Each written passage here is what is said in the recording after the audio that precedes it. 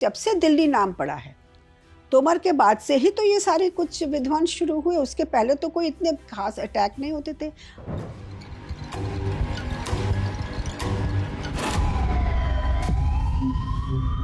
लेकिन मैम दिल्ली को एक विश्व स्तर पे दिल्ली के नाम से जाना जाता है, तो क्या अब इसको नाम को पूरी तरह से चेंज कर देना सही रहेगा?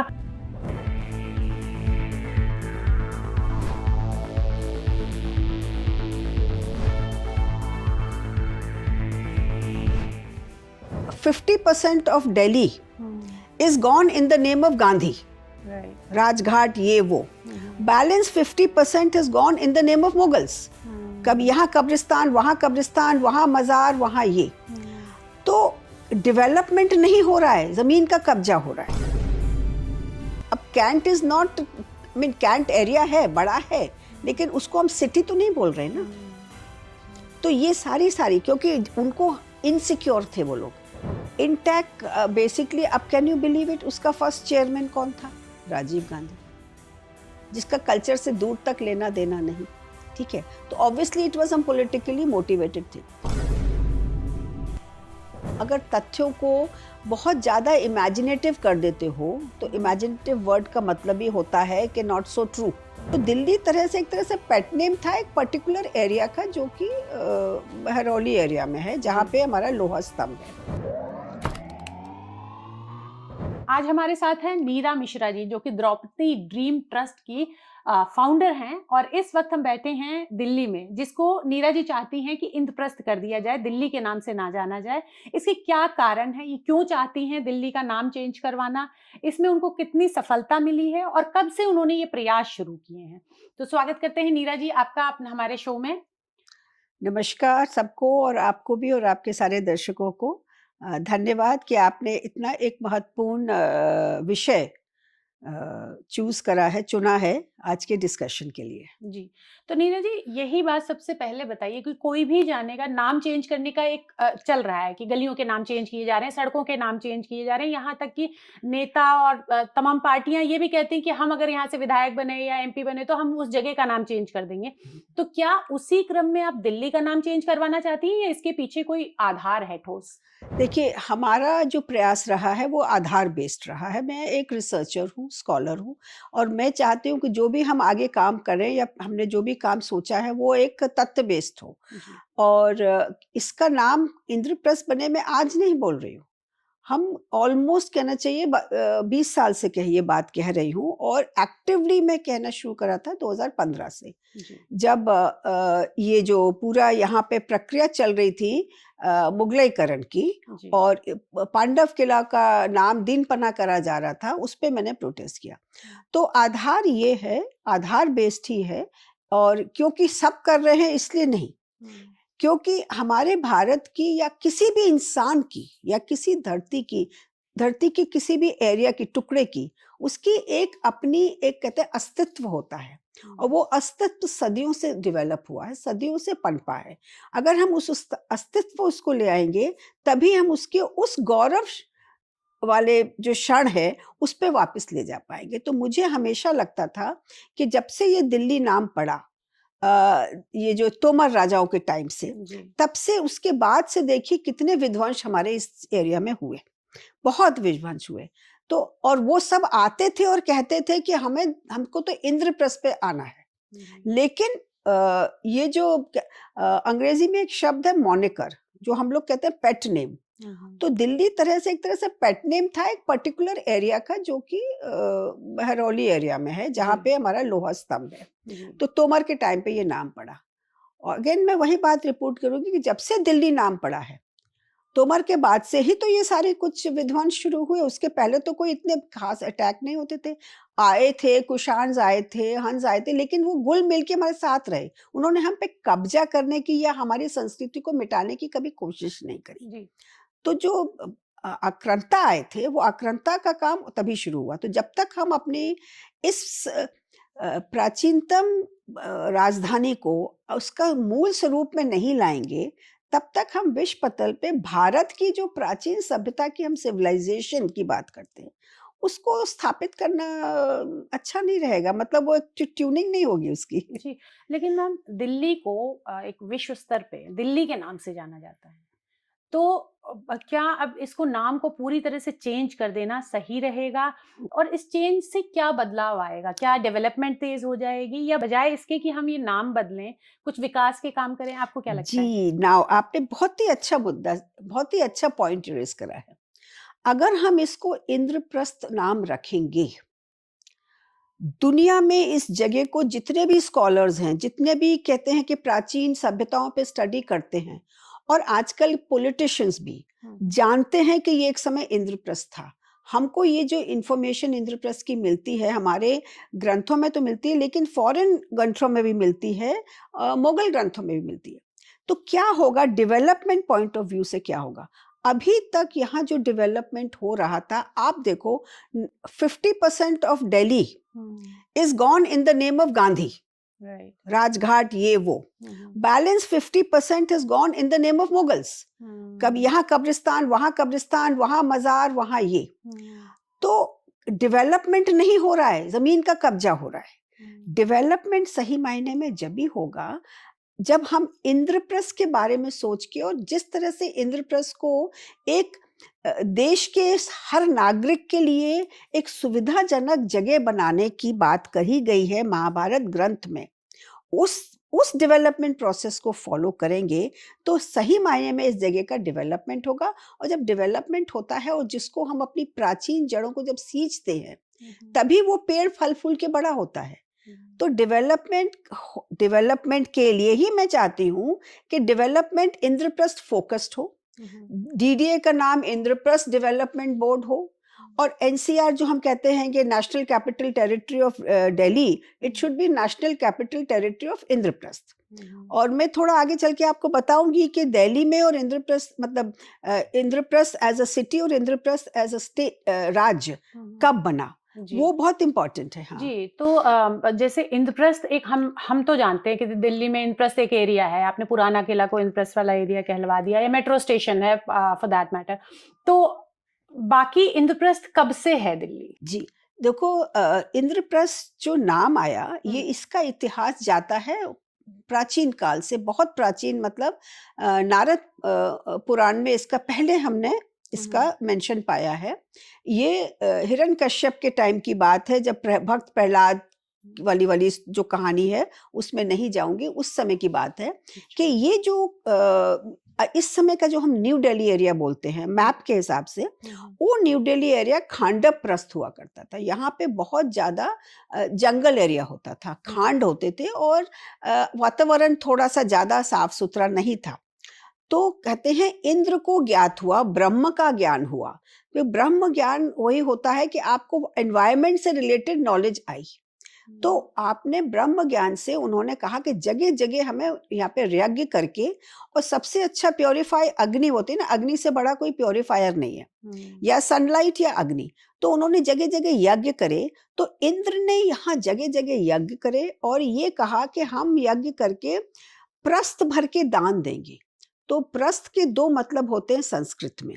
पहला मतलब होता है प्लेटू एरिया। हुँ, तो सारी अरावली के बीच में जो प्लेन एरिया था, प्लेटू एरिया, वो भी प्रस्थ हो गया। हुँ, प्लस उसके साथ-साथ आप 20 बार दोनों अंजलि भर के जब दान देते हो, तो उसको एक प्रस्थ काउंटिंग होती है। तो प्रस्थ भर दान दो, ये नहीं कि सबको थोड़ा-सा उठा के दे दो, हर एक को 20 बार दान दो, ऐसे करके। हुँ, तो इंद्रप्रस्थ, इसका पहला नाम वो पड़ा, और इंद्र का खेड़ा, इंद्र का प्रस्थ के नाम से ये प्रचलित रहा, हुँ, और ये बहुत समय से प्रचलित रहा। फिर द्वापर आता है, क्योंकि देखिए हमारी जो इतिहास है वो सदियों पुराना है, आज का नहीं है। तो ये नाम तो हमारे दर्ज रहा, सारे पुराणों में रहा, ग्रंथों में रहा।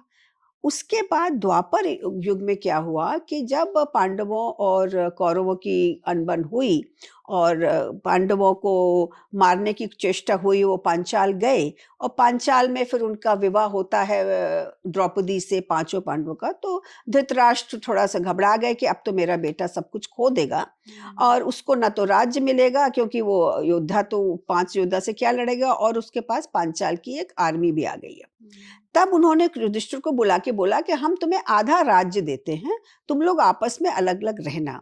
और वो आधा राज्य जो 5 5 गाँव की बात होती है ना, जी। तो देखिए समय-समय पे वर्ड्स के मीनिंग बदल जाते हैं। हुँ। तो अब मुझे याद है कि बचपन में जब कोई यूपी से बॉम्बे जाता था तो बोले विदेश गए। वो गाने भी बनते थे, मैं मेरे बिहार के बड़े गाने हैं, मेरे पिया गए विदेश। अब हुँ। जा रहे हैं विदेश नहीं जा रहे, वो जा रहे हैं बॉम्बे जा रहे हैं या वो दिल्ली हुँ। जा रहे हैं। तो हुँ। ग्राम 5 जगह जो उनको दी गई थी, 5 प्रस्थ दिए गए थे या 5 पथ दिए गए थे कि जहाँ से हम पथ बना के उनको जोड़ेंगे। इंद्रप्रस्थ, पानीपत, तिलपत, सोनीपत और बागपत। हुँ। तो उसमें ये इंद्रप्रस्थ इंक्लूडेड था। जब उन्होंने राजधानी और राज्य की स्थापना करी, हुँ। तो इस राजधानी को एरिया को उन्होंने पूरा डेवलप करा और इसका स्टेट एंड राज्य दोनों का नाम, कैपिटल दोनों का नाम इंद्रप्रस्थ बना। जी, तो ये जो पाँचों पथ थे, ये अब मौजूदा टाइम में कहाँ पाए जाते हाँ, हैं? अभी अभी भी मिलते हैं। जैसे तिलपत आप मान के चलिए फरीदाबाद एरिया है। जी। बागपत पहुँच जाता है ऑलमोस्ट मेरठ के पास, हुँ। जहाँ पे अभी सनौली की खुदाई भी हुई है जी। और वहाँ पे रथ मिले हैं। जी। उसके बाद आता है सोनीपत। हुँ। बड़ी इंटरेस्टिंग, हाँ, सोनीपत और पानीपत। इंटरेस्टिंग बात ये है, Panipat was, hmm. It comes from the word पान। वो कहते हैं कि पान ऑफ कोर्स हमारे खाने की भी चीज़ है, हुँ। लेकिन वो ट्रेड से रिलेटेड चीज़ है।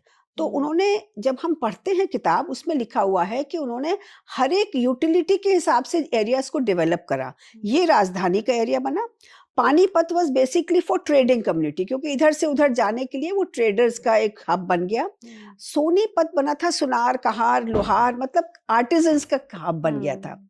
इसी तरह से Baghpat was more spiritual okay. And Tilpat was more agricultural. तिल हुँ। से नाम पड़ा, एग्रीकल्चरल था। हुँ। और हुँ। ये जो एरिया था, ये मेन इंद्रप्रस्थ, ये हमारी उनकी राजधानी बनी। हुँ। और यहाँ पे भी बड़ा इंटरेस्टिंग चीज़ आपको बताना चाहूँगी।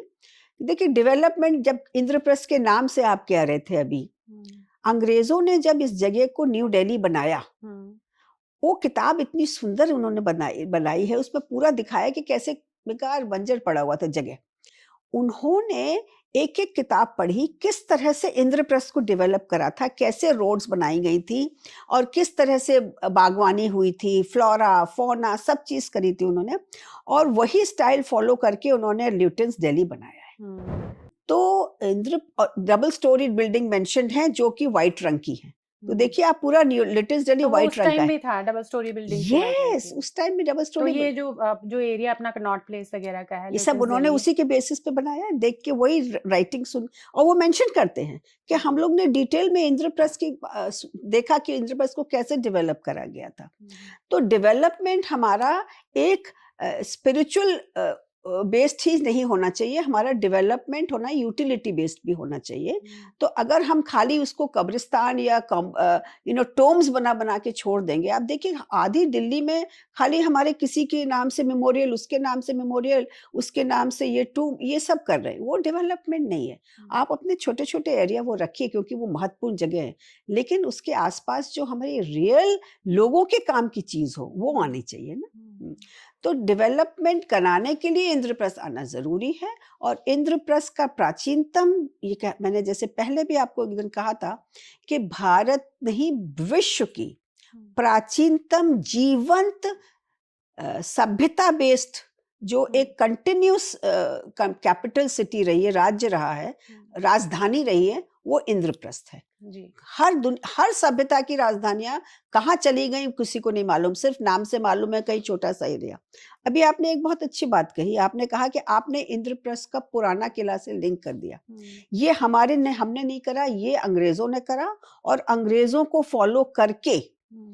हमारे आर्कियोलॉजिस्ट ने करा कि उतने ही एरिया को इंद्रप्रस्थ कर दिया। हमारे पास इंस्क्रिप्शन मिल रही है नारायणा से, हमारे पास इंस्क्रिप्शन मिल रही है रायसीना से, हुँ। हमारे पास इंस्क्रिप्शंस मिल रही हैं सुल्तानपुर से कि ये बहुत बड़ा है।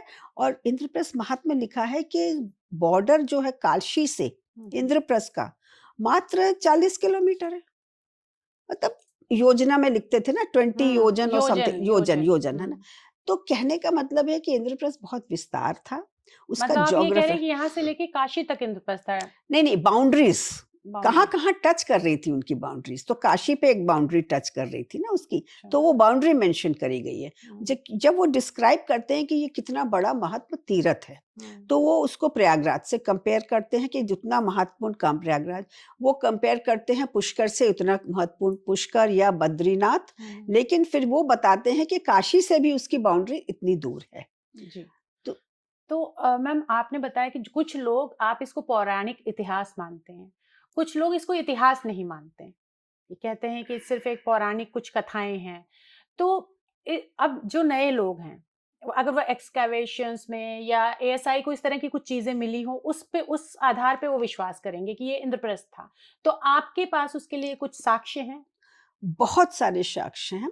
पहली बात तो मैं आपको बता दूं, इतिहास और हिस्ट्री में फर्क क्या है। हुँ, लोगों को अगर इतिहास को जानना है, हुँ, तो उनको हिस्ट्री और इतिहास का डिफरेंस मालूम होना चाहिए। इतिहासा, आप जब महाभारत ग्रंथ खोलेंगे, उसमें शुरू में ही लिखा है ये इतिहासा है। इतिहास का मतलब जैसा हुआ। हुँ, इतिहास है, जो घटनाएं हुई हुँ, हम उनका वर्णन कर रहे हैं। हिस्ट्री क्या है? History is a modern development, hmm, European development. Basically his से आया, क्योंकि उनके उनकी जो मानसिकता है, उनकी जो थियोलॉजी है, हुँ, उसमें male is everything, woman is just a part of the male. वो कहते हैं ना कि वो उनकी रिब से निकल के आई विमेन। तो हिस्ट्री, हिज स्टोरी से हाँ, हिस्ट्री आया। तो हुँ, हिस्ट्री इज लीनियर। लीनियर हुँ, मतलब एक राजा आया गया, दूसरा आया, इतने दिन रूल कर एक रहा। हमारा इतिहास है वो सर्कुलर है, हमारे मेथडोलॉजी ऑफ राइटिंग हिस्ट्री। तो हुँ, पहली बात, हिस्ट्री का मतलब होता है कि हम जिस मॉडर्न डे के जो लीनियर वे ऑफ अंडरस्टैंडिंग कि हु रूल्ड व्हेन, वो है। हुँ, हुँ, हमारा इतिहास है, इतिहास में जो जो घटनाएं हुई, आप कोई भी इतिहास हमारा, चाहे रामायण, चाहे महाभारत, चाहे पुराण उठाइए, आपको जब आप पढ़ोगे ना, आपको सिर्फ राजा के बारे में नहीं मालूम पड़ेगा कि कितने दिन उस राजा ने रूल करा और उसने क्या क्या लॉज लाए और क्या क्या करा। हुँ, आपको पूरी प्रजा, उसकी पूरी सोसाइटी, उसके रीत रिवाज, उसका कनेक्टिविटी टू एनवायरमेंट, उसके वाणिज्य, हर चीज का एक आपको पिक्चर आता है थ्रू फ्रेम टेल्स। कहानियां द्वारा इसलिए लिखा गया था क्योंकि उस समय कोई प्रिंटिंग प्रेस नहीं थी कि आप प्रिंटिंग प्रेस में किताबें पढ़ दो, छाप दोगे, बच्चों को दे दोगे और वो मार्क कर लेंगे, याद कर लेंगे और लिख देंगे। हुँ, उस समय मौखिक चीज होती थी, हुँ, श्रुति से होती थी, स्मृति से होती थी। तो वो आप कोई भी अगर स्टोरी सुनते हो या जिंगल सुनते हो, हुँ, तो आपको याद रहता है। तो जी, आप देखेंगे कि हमारे जितने ग्रंथ हैं वो पोइटिक फॉर्म में लिखे गए हैं। हुँ, और ये बाय चांस नहीं है, ये बहुत मेहनत करके डेवलप करी गई एक लैंग्वेज है, जो कि मोस्ट साइंटिफिक लैंग्वेज है और बहुत ही पोइटिक लैंग्वेज है। तो पोइटिक लैंग्वेज, उसके साथ साथ कहानियां, हुँ, ये दोनों चीज ने कंबाइन करके सदियों तक हमारी मानसिकता को, हमारे डीएनए में उसको बैठा दिया कि वो कहानियां कभी खत्म नहीं होती हैं। लेकिन वो कहानी ही नहीं है, इतिहास भी कहानी है, लेकिन इतिहास सिर्फ कहानी नहीं है। कहानी fiction developed in modern times. Hmm, उस जमाने में कोई फिक्शन लिखता ही नहीं था। हुँ। इस माने में सिर्फ इतिहास लिखते थे, जैसा हुआ वो लिख दिया। अच्छा, हम इंद्रप्रस्थ की बात करते जी। हैं। तो इंद्रप्रस्थ की शुरुआत आपने जैसे की कि आपने बताया था कि डीडीए के प्लान में इंद्रप्रस्थ का जो आपका आर्कियोलॉजी डॉक्यूमेंट्स हैं। जो पार्क है वहाँ पे, वो हम्म, दीन पनाह के नाम से, जो कि मेरे ख्याल से छठा शहर था जी। दिल्ली का, हुमायूँ ने बसाया था, उसके नाम पे रखा जाने लगा था। तो आपने काफ़ी प्रयास किए कि उस दीन पनाह के नाम को हटा के डीडीए के प्लान में इंद्रप्रस्थ शामिल करें। तो उस वो कैसे शुरू किया आपने? उसका किस चीज़ को आपने बेस बनाया और फिर कितनी सफलता कितने दिनों बाद मिली? जी, पहली बात, आपको एक चीज़ थोड़ा-सा मैं आपको करेक्ट करना हुँ, चाहूँगी, जो अभी तक हमें बताया गया है, आप कह रहे हो दिल्ली छठा एक शहर था। दिल्ली का छठा शहर दीन पनाह। हाँ, उसी बात को मैं करेक्ट करना जी, चाहूँगी।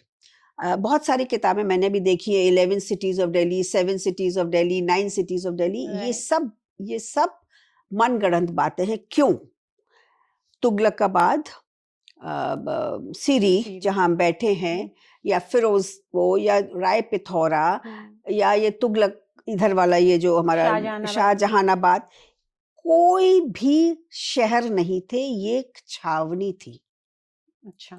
जो भी आते थे आक्रांता, वो अपने आप को बचाने के लिए दूसरे का तोड़ के अपना एक किला बनाते थे और अपने आसपास एक छावनी बनाते थे अपने आप को सिक्योर करने के लिए। अब उन छावनियों को अंग्रेजों ने नाम दे दिया शहर। अब Cantt is not, mean Cantt area है, बड़ा है, लेकिन उसको हम सिटी तो नहीं बोल रहे ना। तो ये सारी क्योंकि उनको इनसिक्योर थे वो लोग, ठीक है। सेम थिंग राय पिथौर, पृथ्वीराज की एक, वो पृथ्वीराज जब यहाँ राज करने आया तो उसने अपने लिए एक पहले एरिया बना लिया ताकि हम आगे चल के करेंगे, लेकिन आगे तो आप कहाँ जानते ही हो कि इतिहास कैसे बदल गया। लेकिन ये सब उनके अपने अपने पर्सनल किले थे और अपने अपने पर्सनल छावनी थी, ये कोई सिटी नहीं थी। तो दिल्ली छठा शहर नहीं है, दिल्ली एक छोटा सा एरिया था महरौली का, जिसको कि बाद में प्रचलित हो गया नाम, क्योंकि इजी टू प्रोनाउंस और एक उसके साथ एक कहानी जुड़ गई जी, थी। राजा ढिल्लू थे, राजा उनके नाम से ढिल्लू की ढिल्लिका हुई फिर। हाँ, उन्होंने वो किला उसको जो उठाने की कोशिश करी, जो आयरन पिलर को, और वो फिर लगा नहीं, तो किल्ली ढिल्ली ढेलू की दिल्ली, तो वो एक कहते हैं प्रचलित हो गया।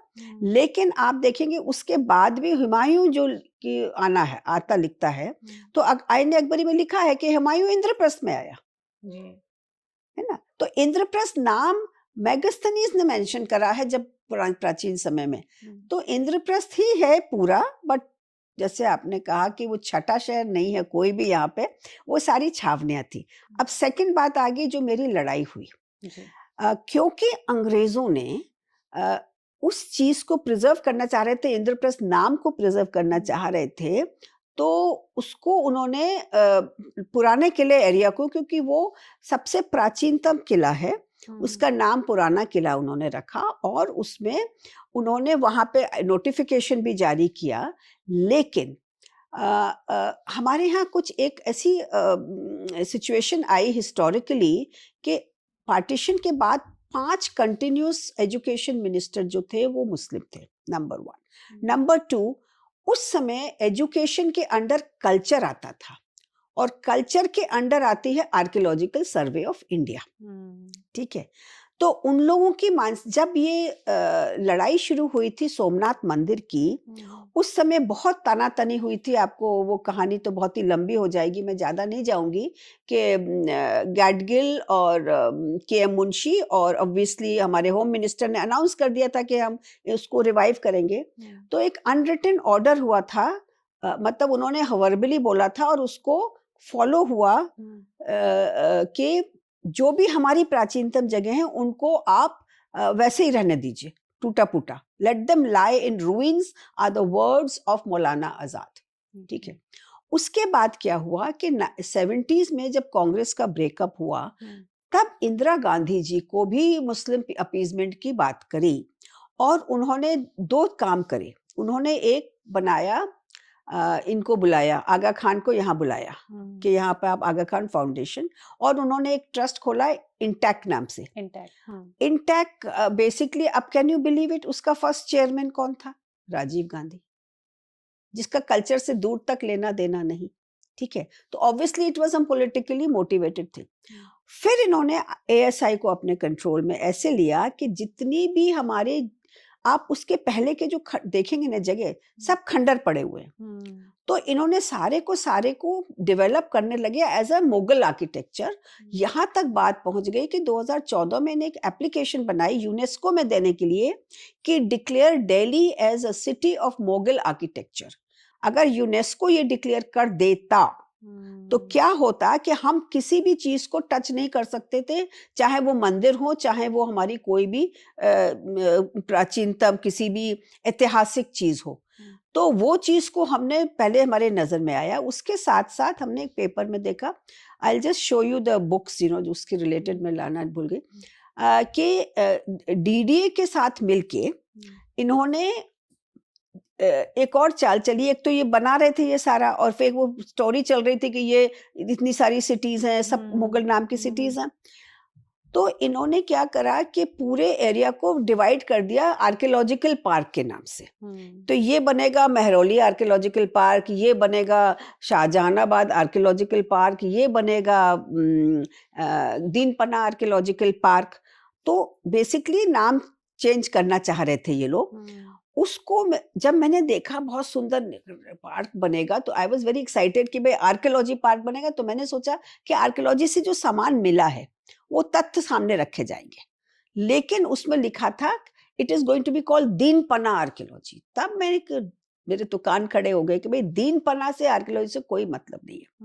अब मैं आपकी उस बात पे आती हूँ। इसको फिर मैंने आरटीआई लिखी, आरटीआई से उसको स्टॉप करा। बोले नहीं मैडम आपका लेट हो गया है, आप 1 महीने लेट आ रहे हो। मैंने कहा लेट हो या कुछ भी हो, I am going to fight this out. Fortunately उस समय इलेक्शन में ये वाली गवर्नमेंट आई और मैंने इनको ये बात बताई कि देखिए ये इनजस्टिस हो रही है, और ये मैंने डॉक्यूमेंट्स में देखिए सारा कुछ डॉक्यूमेंट्स में लिखा है, इंद्रप्रस्थ ये वो, ये नहीं कर सकते।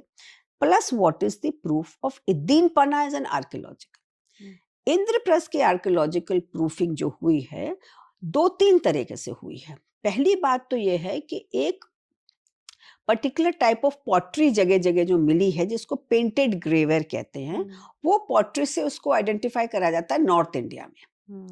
सेकंड चीज ये है कि इंद्रप्रस्थ अगर था तो ऑब्वियसली उसकी कहीं ना कहीं कंटिन्यूटी होगी। तो हमारी जो इंस्क्रिप्शंस मिलती हैं कि उसी तरह के मंदिर से हमारे, तो मंदिरों की इंस्क्रिप्शंस पुराने किला के अंदर हैं। 2 मंदिर की इंस्क्रिप्शंस जब इन्होंने 1911 में जब डिसीजन लिया था कि यहाँ न्यू दिल्ली कैपिटल बनेगा, तो पुराना किला का जो पूरा एरिया है, अभी मैं आपको वो फोटो भी इसमें दिखाऊंगी, पूरा पूरा एरिया में बहुत बड़ी आबादी बैठी हुई थी। और वहां पे एक वो था, वहां पे एक स्कूल था, इंद्रप्रस्थ स्कूल, और वहां पे मंदिर थे। और एक मंदिर अभी जिसको उन्होंने कुंती नाम दिया है, क्योंकि ये 1913-14 की, तो उन्होंने इसको सारा विध्वंस करा। और विध्वंस करा जब, उस समय इनको जो मंदिर की इंस्क्रिप्शंस मिली वो इन्होंने इधर उधर कर दी। एक इंस्क्रिप्शन इनको जो मिली, जो शिव का मंदिर है, तो इन मुगलों ने क्या करा था कि जो सीढ़ियां होती है, तलाकी गेट है इसमें एक, उसकी सीढ़ी पे लगा दी थी ताकि चलते चलते चलते वो खत्म हो जाए और उस पे हम अपना वो करें। सेम चीज हुआ था वहां पे कुतुब मीनार में। वही पूछ रहे थे, सेम कुतुब मीनार में कि कुछ उल्टी मूर्तियां मिली है क्या, उसकी कितनी सच्चाई है? सच्चाई क्या, वहां पे 27 नक्षत्रा मंदिर था। हाँ, हमारे यहाँ जो होती थी स्टडी वो नक्षत्रों की होती थी, ग्रह की होती थी। एस्ट्रोनॉमी हमारे लिए बहुत बड़ा स्ट्रॉन्ग सब्जेक्ट था। ठीक है, हमारा जो तिथि शास्त्रार्थ हो रहा है ये एस्ट्रोनॉमी पे ही हो रहा है कि वैदिक काल की जो एस्ट्रोनॉमी थी हमारे इस ग्रंथों में लिखी है, जो नक्षत्र की स्थिति उसके हिसाब से हम गणना करते हैं काल की। तो वो भी जो मंदिर है वहां पे 27 मंदिर थे, क्योंकि हमारे 27 नक्षत्र हैं। तो वो 27, और वो खुद लिखते हैं, मुगल की किताबों में लिखा है कि मैंने 27 मंदिर तोड़े और यहाँ पे स्थापना करी। तो इसी तरह से हम लोग को प्रॉब्लम आई, तो मैंने उसको पहले डीडीए में आरटीआई डाली। डीडीए में आरटीआई के साथ साथ मैंने मिनिस्ट्री ऑफ कल्चर, उसके अंदर ये आता है, उनके साथ हमने परस्यू करा और करीब 3.5 साल लगे। 3.5 साल तक लड़ाई के बाद डीडीए ने मास्टर प्लान में, वो हर मास्टर प्लान में डाल दिया था, मास्टर प्लान में उसको हटाया और हटा के दीनपना से उसको इंद्रप्रस्थ आर्कियोलॉजी पार्क बोला। आपकी पहली जीत रही होगी वो मेरी पहली जीत यहाँ के हिसाब से, सचमुच मेरी पहली बहुत बड़ी जीत थी। और तब मेरे दिमाग में एक बात आई जब मैं ये स्ट्रगल कर रही थी, क्योंकि मैं जिस भी हिस्टोरियन से बात करती थी और जिस भी यूनिवर्सिटी के प्रोफेसर से बात करती थी, वो लोग किसी को कुछ नहीं मालूम। ये कैसे मालूम जब पढ़ा ही नहीं गया, उन्होंने न खुद पढ़ा तो कैसे आएगा। तो मैंने को ये सबसे पहले आया कि अगर हमें लोगों को अपने इतिहास से जोड़ना है तो वहाँ की जो महत्वपूर्ण जगह है उनका इतिहास उजागर करके और उसके बारे में प्रचार करना है और लोगों तक लेके जाना है। अब उसके लिए हमने फर्स्ट इंद्रप्रस्थ फेस्टिवल करा, एक उत्सव करा, और वो 3 हफ्ते तक हमने वहाँ एग्जीबिशन लगाया, पूरी कहानी बताई, और उसके साथ साथ वहाँ कल्चरल प्रोग्राम्स करे। यहाँ तक कि इंद्रप्रस्थ के बारे में बाली में बहुत प्रचार होता है।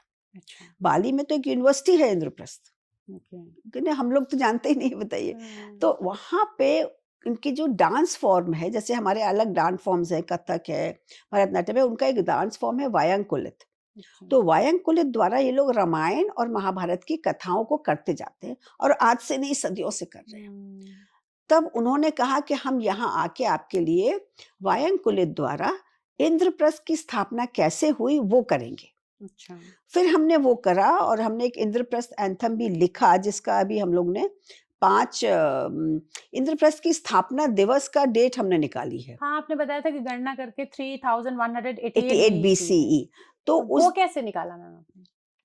ऐसा है, हमारे जो ग्रंथ हैं, हाँ। उनमें मैंने कहा कि हमारे प्राचीन समय के वेद व्यास जी थे या बहुत सारे जितने भी वराहमिहिर थे, बहुत बड़े एस्ट्रोनॉमर्स थे। उनको खगोल शास्त्र जिसको बोलते हैं, उसके बारे में ज्ञान था। तभी तो हमारे जो पंचांग बनते हैं, वो चंद्रमा और ये सब चीज़ को देख के बनते हैं ना कि भई चंद्रमा की स्थिति क्या है। तो हमारे हमारे यहाँ अंग्रेज़ों के यहाँ तो 3 ऋतु होती है, हमारे यहाँ तो 5 ऋतु होती हैं। तो वो हमको सारे ग्रंथ साउथ में कुछ मिले और कुछ हमारे काशी में मिले। इन सब ग्रंथों से लेके फिर क्योंकि वो सारे संस्कृत में थे और मेरी संस्कृत में तो ऑब्वियसली मास्टरी नहीं है, क्योंकि संस्कृत एक बहुत ही टेक्निकल लैंग्वेज है। अगर आपने गलत इंटरप्रिटेशन कर दिया तो पूरे आप गलत रोड पे चले जाओगे। तो हमने फिर लोगों को जोड़ा अपने साथ जो संस्कृत ज्ञाता है, फिर हम लोग ने मिलके उसका डिकोड करा कि जिस दिन युद्ध के खत्म होने के बाद युधिष्ठिर ने जब नहीं खुद होने से पहले सॉरी युधिष्ठिर ने को जब ये मिल गया, तो जब ये मिला तब ये लोग जगह जगह जाके लोगों को प्रचार करते कि ये जगह अब हमारी है। तो उसको ये राजाओं का एक प्रथा थी कि वो दिग्विजय रास्ते पे निकलते थे। उनको ये जगह दे दी गई तो वो जब देखते थे कि यहाँ और कोई तो है नहीं हमारे आसपास ताकि हमारी डिस्टर्ब करे, और इधर साइमल्टेनियसली यहाँ काम शुरू हो गया था। तो जब ये काम की स्थापना हुई तो युधिष्ठिर ने यमुना में स्नान करा कार्तिक पूर्णिमा के दिन, और उस कार्तिक पूर्णिमा में स्नान करके उसने चक्रवर्ती राजा का टाइटल लिया। चक्रवर्ती मतलब उसने चारों तरफ घूम लिया और घूम के देख लिया कि यहाँ कोई इनके अलावा और कोई राजा नहीं है, हम ही राजा हैं। तब उन्होंने, तो उस दिन को टेक्निकली माना जाएगा कि उस दिन से इंद्रप्रस्थ को एक औपचारिक रूप से मान्यता प्राप्त हो गई। हाँ, और एक युधिष्ठिर कैलेंडर भी शुरू हुआ। अच्छा, तो मैम जैसे अयोध्या महात्म्य की बात करते हैं, जब अयोध्या का नाम पड़ा तो वहाँ के महात्म्य से ज्यादा आधार मान के उसको किया गया था, आपने ही बताया था। नहीं, अयोध्या का नाम तो अयोध्या था। अयोध्या का केस जब लड़ रहे थे, अच्छा। तो तथ्य चाहिए थे, तो वो तथ्य अयोध्या महत्व से निकाले गए क्योंकि उसमें वो मंदिरों का सारा एक मेंशन था। जी जी जी। तो आप उसी आधार पे चाहती कि तो इंद्रप्रस्थ को भी उस पहचान आधार मिले। पे हमने जब इंद्रप्रस्थ महात्म्य निकाला, एक तो वो आधार हो गया, एक हमारी महाभारत ग्रंथ जो है, जो भारत नहीं पूरे विश्व की सबसे मतलब लॉन्गेस्ट कहते हैं, सबसे बड़ी ग्रंथ है और सबसे मान्यता प्राप्त ग्रंथ है। और एक और इम्पोर्टेंट चीज ये है कि दुनिया की पहली राजधानी या राज्य जो धर्म की बेस पे स्थापित हुआ।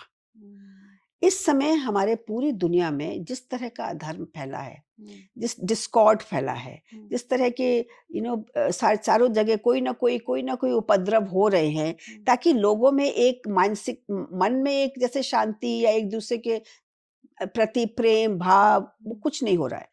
तो वो अधर्म की तरफ मतलब हम लोग कहते हैं जब हम जाते हैं डिस्टर्ब, तो जो पहली राजधानी धर्म के लिए हुई, उस राजधानी का नाम पुनः होना चाहिए, राजधानी क्यों, स्टेट पहला बना। इम्पॉर्टेंट चीज एक और है, मैं इसलिए भी चाहती हूँ कि भारत का गौरव, अगर हमें कहते हैं ना भारत बहुत गौरवशाली था और उसका मतलब विश्व गुरु था, तो विश्व गुरु क्यों था, क्योंकि वो धर्म मानता था, है ना। तो धर्म स्थापना ये है, तो इंद्रप्रस्थ का वो लिंकेज है। सेकेंडली एक मुझे बताइए पॉलिटिकली एक बात है कि अगर चेन्नई बन सकता है मद्रास से, मुंबई बन सकता है बॉम्बे से, बेंगलुरु बन सकता है बैंगलोर से, कोलकाता कम्युनिस्ट का गढ़ बन सकता है कलकत्ता से, तो हमारे भारत देश की राजधानी का एरिया क्यों नहीं बन सकता? जी मैम, अभी आपने धर्म की जैसे बात की, तो धर्म को जिस तरह से आजकल देखा जा रहा है कि धर्म के बेस पे बहुत सारी चीजें हो रही हैं, और कहीं ना कहीं आपको नहीं लगता कि कट्टरता कहीं भी अच्छी नहीं मानी जाती, चाहे वो हिंदू कट्टरता हो, चाहे मुस्लिम हो, चाहे जैसे आपने कहा कम्युनिस्ट, तो ये नहीं लगता कि धर्म को कुछ गलत एंगल दे दिया गया है, लोगों के मन में मानसिकता, आप कह रहे हैं एक धर्म नगरी थी जो हमारी राजधानी धर्म स्थापित, धर्म स्थापित नगरी थी। हाँ, मतलब by rule of law, by rule of governance. तो धर्म का पहले आपको ये बहुत इंपॉर्टेंट आपने क्वेश्चन रेज करा है कि धर्म में और रिलीजन में बहुत फर्क है। हमारे यहाँ धर्म को माना गया है राइटियसनेस, कॉल फॉर ड्यूटी, है ना, कॉल फॉर ड्यूटी के अलावा हमारे यहाँ आजकल क्या हुआ है कि सब लोग अपनी राइट्स के बारे में बात हम्म, करते हैं, कोई ड्यूटी की बात नहीं करता है। हम्म, उससे भी इम्पोर्टेंट चीज़ ये है कि 2 रिलिजन डेवलप हुई हम्म, मेनली, एक हम्म, क्रिश्चियनिटी और एक इस्लाम। वो रिलिजन, हम्म, तो they were political ideologies garbed in the face of in the name of religion. Hmm, हमारे यहाँ कोई इस तरह की पॉलिटिकल आइडियोलॉजी नहीं रही ना, हमारे यहाँ आइडियोलॉजी नाम उस तरह से नहीं रहा। हम्म, हमारे यहाँ आइडियल है कि ब्रह्मांड, हम्म, वासुदेव कुटुंबकम, सबका साथ सबका, जैसे कहते हैं विकास। बेसिकली हमारा यही था, जब हम मंत्र कहते हैं ना कि जब वो शांति का मंत्र कहते हैं कि पृथ्वी शांति, अंतरिक्ष शांति। अंतरिक्ष शांति, सब में शांति की हम लोग बात करते हैं, तो उसके सारे जीवों की भी शांति है। तो धर्म का मतलब होता है राइटियसनेस, धर्म का मतलब होता है ड्यूटी, धर्म का मतलब होता है रूल ऑफ लॉ, कि हर एक चीज की कुछ सर्टेन एक रूल है। जैसे कि बाप बेटे का है, एक रिलेशनशिप का रूल है, भाई बहन का है, पति पत्नी का है, इसी तरह से प्रजा और राजा का है। हम्म, अब देखिए राम राज्य की बात हम लोग क्यों इतना वो करते हैं कि राजा ने एक रूल बनाया था और उस रूल को राजा को भी मानना था, हम्म, तभी तो उनका ये सब प्रॉब्लम हुई, सीता जी का वो सब हुआ। ताकि तो हमारे जो प्राचीन समय के लोग थे, वो धर्म में मानते थे, क्योंकि वो जानते थे कि हम ऐसा काम करें, good, good that is good for common good, ये नहीं कि good that is good for me. Right. वो सत्य है जो सबके लिए सत्य है, वो सत्य नहीं जो सिर्फ मेरे लिए सत्य है, दूसरे समय बाढ़ में जाए। तो धर्म की आपने बात अच्छी कही कि धर्म का मतलब ही ये होता है कि हम कोई मापदंड लेके और सबके साथ समय में बिसा के, स्पेशली ब्रह्मांड से, क्योंकि हम नेचर से आए हैं, तो हम नेचर को ही बिगाड़ रहे हैं। आजकल का डेवलपमेंट नेचर को डिस्ट्रॉय कर रहा है। तो मैम जैसे आपने बहुत रिसर्च किया है इस पे, तो महाभारत का युद्ध जब होता था तो उस महाभारत के युद्ध को जैसे लोग बोलते हैं अभी भी कि महाभारत हो जाएगा, लेकिन रामायण को कोई नहीं बोलता कि रामायण हो जाएगा। दोनों युद्ध थे, तो क्या डिफरेंस था, ऐसा क्यों कहा जाता है? देखिए पहली बात तो ये है कि महाभारत की जो ग्रंथ है, वो जो ग्रंथ है वो सबसे बड़ी ग्रंथ है, और उसका ओनली लेस देन 10%, मतलब 10% से भी कम हिस्से में युद्ध की बात करी गई है। तो हमारी जो धारणाएं बनीगी कि उसको युद्ध का ही दिया जाता है, इसका भी एक इतिहास है। जब अकबर यहाँ रूल कर रहे थे, तो अकबर तो सबको मालूम है पढ़े लिखे थे नहीं, लेकिन उनको इंटेलिजेंस थी और उनको ज्ञान प्राप्त करने की एक जिज्ञासा थी। तो उन्होंने इबादत खाना बनाया था फतेहपुर सीकरी में, आगरा के पास। वहाँ सब सब सब पंथ के लोगों को बुलाते थे। तो उन्होंने हमारी रामायण, महाभारत, पंचतंत्र, ये मेजर जो किताबें, इनका ट्रांसलेशन करके जानना चाहा। अब क्योंकि वो युद्ध, उनका माइंड में युद्ध से ही जीतने वाली बात थी, क्योंकि वो तो युद्ध करके आए थे, युद्ध ही कर रहे थे जगह जगह। तो उन्होंने क्या करा, जब उन्होंने उसको ट्रांसलेशन के लिए दो अपने लोगों को लगाया, फजल को, हाँ। तो उन्होंने कुछ पर्शियन लोगों को बुलाया, कुछ संस्कृत लोगों को बुलाया, क्योंकि संस्कृत से उसको ट्रांसलेट करना था, और उसको एक बुक फॉर्म में, वो बुक भी आपको मैं अभी दिखाऊंगी, बुक फॉर्म में बनाया। और उसका, क्योंकि वो सिर्फ युद्ध की ही बात कर रहे थे उसमें, और वो चाहते थे कि ये इनके जो बच्चे हैं या इनके नोबल्स हैं जो लड़ाई लड़ने जाएंगे, वो इसके बारे में जाने कि युद्ध कैसे लड़ा जाता है, क्योंकि उसमें बहुत माइन्यूटली दिया गया है युद्ध की फॉर्मेशंस वगैरह, कैसे लोग, चक्रव्यूह वगैरह बहुत सारे दिए हैं, मत्स्य व्यू है, चतुर्व्यूह, बहुत सारे व्यूज दिए। तो उसका उन्होंने नाम रख दिया रज़मनामा। अब रज़मनामा का मतलब है लड़ाई की कहानी, नामा इज कहानी, स्टोरी, और रज़म इज लड़ाई। तो महाभारत ग्रंथ मुगलों के आक्रांताओं के आने के पहले उसकी क्या स्थिति थी, मैं उन्हीं की किताब में उन्होंने लिखा है। उन्होंने लिखा कि ये ग्रंथ इतना पावन है कि हर घर में रोज पढ़ा जाता है, क्योंकि इसमें इतनी ज्ञान की बातें। और उसी ग्रंथ को उन्होंने तोड़ तोड़ के सिर्फ उतना डाल के उसका नाम कर दिया। अब उस समय क्या था, हमारे गुरुकुल नहीं थे, हमारी जो शिक्षा परंपरा वो टूट चुकी थी, तो हम लोग तो वैसे ही डरे डरे रह रहे थे भाई। तो एकदम से ये ज्ञात हुआ कि ये जो किताब है ना, ये तो लड़ाई की किताब है, तो इसको घर में मत लाना चाहिए, जबकि वो खुद कह रहा है कि घर घर में पढ़ी जाती थी। तो इसलिए क्योंकि एक पॉपुलर हो गई, जैसे कह रहा दिल्ली पॉपुलर हो गया तो इंद्रप्रस्थ लोग भूल गए। इसी तरह से उस किताब की गीता को आदमी ने थोड़ा बहुत याद रखा क्योंकि वो युद्ध से रिलेटेड थी, लेकिन उसमें जो इतनी हजारों ज्ञान की बातें हैं या कहानियां हैं वो किसी को याद नहीं रही। अब रामायण वही तो मेरा क्वेश्चन यही रहा है शुरू से कि जब रामायण में इसमें लड़ाई हुई 18 दिन की, और इस लड़ाई के पहले हमें दुनिया का सर्वश्रेष्ठ ज्ञान, जिसको हम कहते हैं manual for life, universal manual for life, वो मिला गीता। रामायण में तो नहीं मिला। रामायण में 40 दिन की लड़ाई हुई, ठीक है। अच्छा, दोनों में ही सिमिलैरिटी क्या, दोनों एक विमेन, एक महिला को लेके हुआ है ना, और दोनों में ही जो लोग लड़ रहे थे वो सब पढ़े लिखे विद्वान थे। ये नहीं कि सब अनपढ़ थे। आई मीन रावण भी बहुत बड़ा ज्ञानी था, लेकिन आदमी की एक कमजोरी उसके सारे ज्ञान को खत्म कर देती है। इसी तरह दुर्योधन भी, भाई जैसे पांडवों को बड़ा करा वैसे उसको भी बड़ा करा, लेकिन उसमें वो जो थी एक लालसा थी जो उसकी कि I am the only one type, ego उसका जो था, उसने उसको ले डूबा। तो ये बड़ी विडंबना है कि हमारे पॉलिटिशियंस, हमारे घरों में हमारे लोग आज भी ये बड़ी कहते हैं, तो दुख होता है कि महाभारत हो जाएगी। उस पावन ग्रंथ को वो दूषित कर रहे हैं। और रामायण को हम पूछते हैं तो इसको क्यों नहीं पूछते, क्योंकि इससे ज्यादा ज्ञान तो इसमें है। कहते हैं दुनिया में जो है वो इस महाभारत में है, और जो दुनिया में नहीं है वो महाभारत में बुक में नहीं है। मतलब आप कह रहे हैं कि घर में लाके रखना चाहिए, उसको मैं भी तो उसी तरह पूजा करनी चाहिए। उसकी भी पूजा करनी चाहिए, क्योंकि गीता की हम सेपरेटली करते हैं। सेपरेटली आप क्यों करते हो उसमें? यही तो प्रॉब्लम है कि सेपरेटली क्यों, कि आपने सेपरेटली तो करना है तो ठीक नहीं ना। हमको पूरा ग्रंथ हमारे लिए पावन है। और ये सर्कुलर वे में कितना सुंदर लिखा गया है। हमारे 18 पर्व लिखे गए हैं। अब पर्व का मतलब ही क्या होता है? अगर वो लड़ाई की किताब थी तो इसका नाम पर्व क्यों हुआ? रामायण में हम कहते हैं बालकांड, किष्किंधा कांड, उत्तर सुंदरकांड, ये लिखते हैं। महाभारत में हम कहते हैं पर्व। अच्छा, पर्व का एकदम से मन में आता है सेलिब्रेशन, उत्सव, त्योहार, ठीक है ना।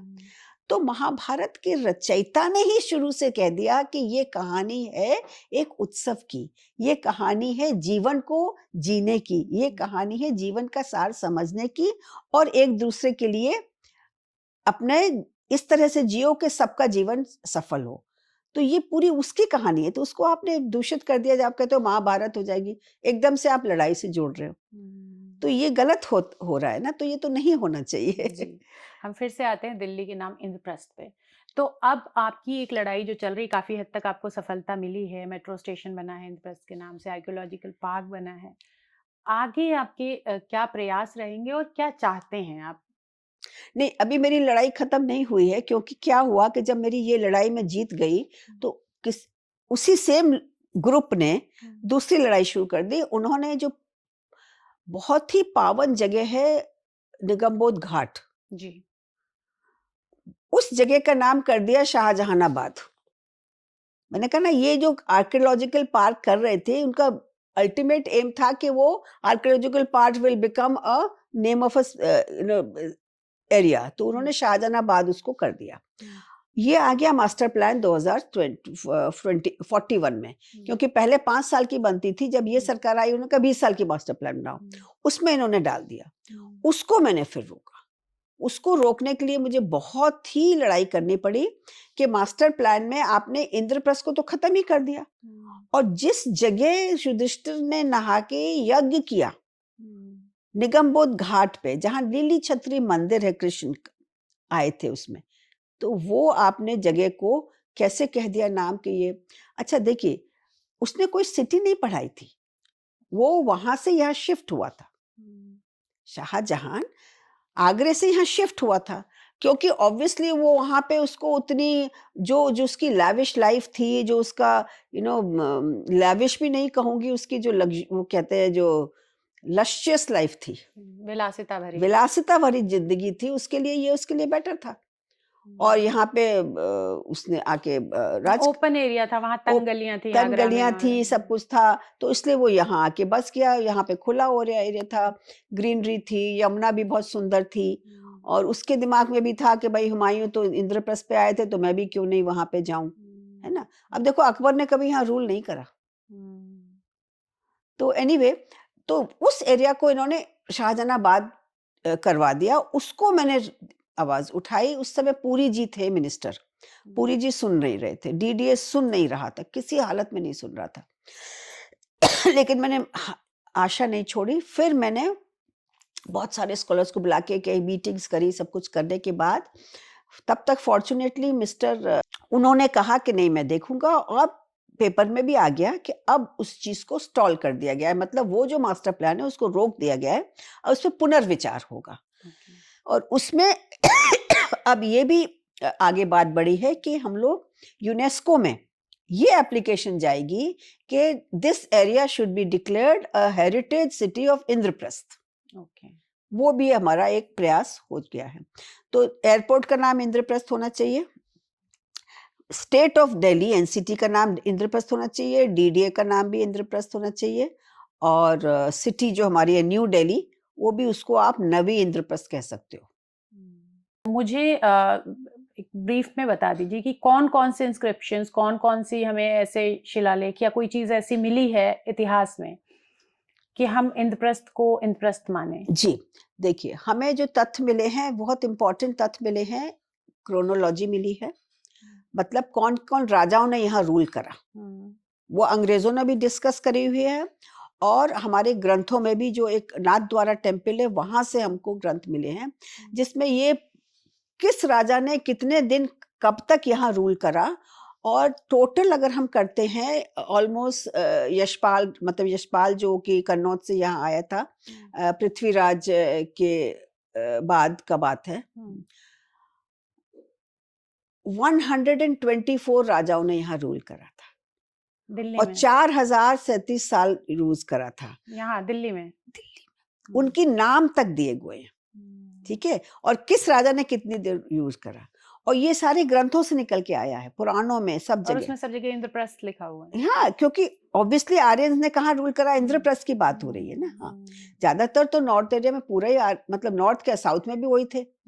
सेकेंडली हमें जो इंस्क्रिप्शंस मिले हैं, मैंने जैसे कहा कि एक इंस्क्रिप्शन मिला है जो कि नारायणा का है, जिसमें बहुत क्लियरली इंद्रप्रस्थ लिखा हुआ है, इंद्रप्रस्थ परगना लिखा हुआ है। परगना का मतलब होता है पूरा एक डिस्ट्रिक्ट, ठीक है। और एक हमको इंस्क्रिप्शन रायसीना का मिला है, और ये दोनों इंस्क्रिप्शन स्टोन में हैं और संस्कृत में है, और पूरी वेरी क्लियरली उसमें डेट लिखी हुई है। तो वो इंस्क्रिप्शंस भी आपको मैं अभी दे देती हूँ उनकी डेट के साथ। तीसरी इंस्क्रिप्शन एक हमें मिली, जो है ये किताब है एक, द इंस्क्रिप्शंस ऑफ सल्तनत दिल्ली, उसमें ये मिली है। सुल्तानपुर यूपी की है, मछली शहर जगह का नाम है।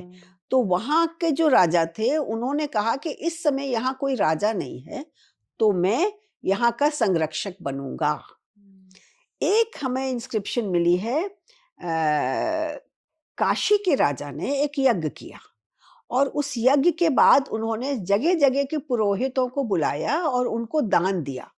तो जिस जिस जगह के बुलाया, अवंतिका से बुलाया, जगह जगह से बुलाया, उसमें इंद्रप्रस्थ का नाम है कि इंद्रप्रस्थ से भी पुरोहित को बुलाया जिसको उन्होंने दान दिया। तो इंस्क्रिप्शंस तो हमारे पास 1000 हैं। और जो पुराना किला के अंदर मंदिर की इंस्क्रिप्शन मिली है, एक इंस्क्रिप्शन वो है राजा भोज की। मतलब हमारे यहाँ देखिए प्रथा होती है, एक बार मंदिर स्थापित हो गया तो आने वाली पीढ़ियां उसको देखती जाती है, चाहे वो घर हो चाहे वो मंदिर हो। तो राजा भोज के टाइम का वो राजा भोज उसको मेंटेन करते थे। फिर 1800 की एक इंस्क्रिप्शन है जो भी किसी अंग्रेज को ही मिली थी, वो राजा सोहन लाल उसको मेंटेन करते थे। और बड़ी इंटरेस्टिंग बात है कि उन्होंने क्या करा था कि वहीं पे इंद्रप्रस्थ में एक घर ले लिया था और उसको किराए पे चढ़ा दिया था, और किराए जो आता था उससे वो मंदिर की देखभाल करते थे। और जो छोटे छोटे पीसेस वगैरह जो मिले हैं, वो उसमें जब लिखा हुआ है कि कोई घंटी है या कोई वो है, तो मंदिर की चीजें हैं। एक बड़ी इंटरेस्टिंग इंस्क्रिप्शन मिली है, जो हमारा एक मंदिर है भरोली में, वो आप जानते हैं योग माया मंदिर। अब योग माया को हम लोग बोलते हैं कि ये कृष्ण की बहन है, कृष्ण की बहन है। उसके पास अगर हमें एक इंस्क्रिप्शन मिल रही है जो बलराम का मेंशन कर रही है, संकर्षण, संकर्षण बलराम को बोलते हैं, तो आप समझ सकते हैं कि वो उस पीरियड की है कि नहीं है।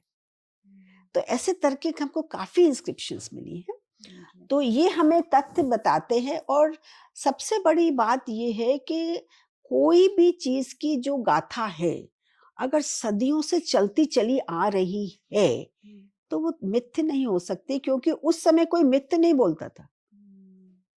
उस समय तो हमारा नारा ही था ना सत्यमेव जयते। मैंने कहा fiction is a development of modern times. Even the Mughal भी जब लिखते थे अपनी इतिहास, तो उन्होंने सबसे पहले अकबर ने शुरू करा। भई अकबर ने कहा कि भई इन लोग का इतने बड़े-बड़े इतिहास है, मेरा भी लिखो, तो उन्होंने अकबरनामा शुरू करा, आईने अकबरी शुरू करा। तो आईने अकबरी में भी उन्होंने जो-जो तथ्य, अच्छा बड़ी इंटरेस्टिंग बात आईने अकबरी की भी है कि उनको बहुत सारी चीज़ें ऑब्वियसली मालूम नहीं थी, तो उनकी बुआ थी एक, हुमायूँ की बहन थी, जो काबुल में रहती थी। तो उन्होंने उनको बुलाया कि आप बताइए कि क्या हुआ था उस समय? तो उनसे पूछ-पूछ के बट कहने का मतलब है कि कोई फ़िक्शन जानबूझ के नहीं लिखता था। वो जाना चाहते थे ज़्यादा से ज़्यादा तथ्य पे। फ़िक्शन अभी क्रिएट हुआ है जिसको हम लोग लिटरेचर बोलते हैं, लिटरेचर फेस्टिवल्स होते हैं, तो एक कोई पात्र पुराना है उसको लेके बहुत सारी कहानियाँ जोड़ लो, उससे अपने मन से वो कर लो। पहले ऐसा नहीं होता था, पहले जो हुआ जैसे ये जो से आमिश हैं या या चित्रा बैनर्जी देवकारुणी हैं, ये लेकिन बड़ी इंटरेस्टिंग वे में लिखी है, लेकिन यस। पढ़ के उसको लगता है कि लिखा तो बहुत अच्छा है। और ऐसे ही अगर शिव मेलुहाज मृत्युंजय जो उन्होंने लिखा है, लगता है कि शिव रहे होंगे तो ऐसे रहे होंगे, मॉडर्न टाइम से उसको जोड़, तो आप इस बात से कितना इत्तेफाक रखते हैं जो लिटरेचर का ये किया गया, लिटरेचर जो कहते हैं साहित्यकरण किया गया इस चीज का? देखिए साहित्यकरण करना इतना बुरा नहीं है, लेकिन आप अगर तथ्यों को बहुत ज़्यादा इमेजिनेटिव कर देते हो, तो इमेजिनेटिव वर्ड का मतलब ही होता है कि नॉट सो ट्रू, है ना?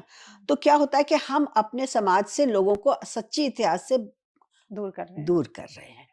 तो आप या तो कह दो कि भई आउटराइट फ़िक्शन है और आप कोई और कैरेक्टर लो, लेकिन आप अपने ऐतिहासिक कैरेक्टर्स को लेके अगर ऐसे करोगे, तो ऑब्वियसली हम अपने इतिहास को धूमिल करने का एक और प्रयास कर रहे हैं। जी, वैसे आप ग्रंथों को इतिहास ही मानती हैं, ज़्यादातर लोग इतिहास का मतलब ही हुआ ना एज़ इट हैपेंड, हाँ।